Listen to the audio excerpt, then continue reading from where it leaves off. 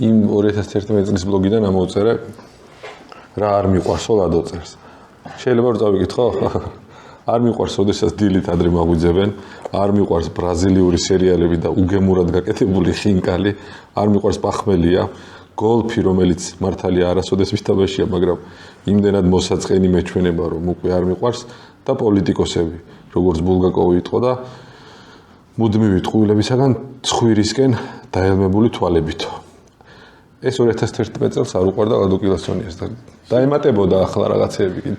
ხო, მაგაში კაი მაგაში შევცვალე რა, რაღაცეები მერე და მერე ციგნში შევიდა.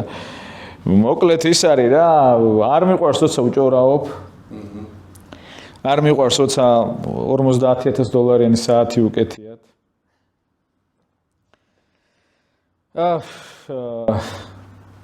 არ მიყვარს როცა დაუნდობლად განიხილავენ სხვას.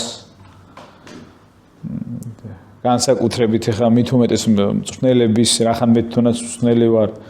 მწვრთნელის კრიტიკაზე იოლი არაფერი არ არის და მაგაზე დაუფიქრებელი რამეც არაფერი არ არის რა, იმიტომ რომ რთულ შენ თვითონ იცოდე რთულ რაღაცას ეხები. ცუდად გაკეთებული ხინკალი ისევ არ მიყვარს.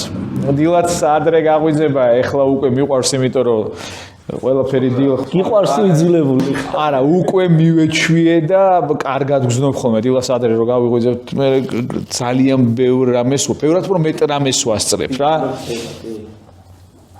პახმელია თითქმის აღარ ვსვამ, ყოველ დილას ვარჯიშია და ეხლა პახმელიაზე მე უკვე მე ნახევარსაც ვეღარ ვაკეთებ, რაც უნდა გავაკეთო, რაც შემიძლია გავაკეთო იქიდან, ასე რომ ეგეც უკვე ძალიან იშვიათი ის არის და ეგ ვარჯიშმა ჩაანაცვლა.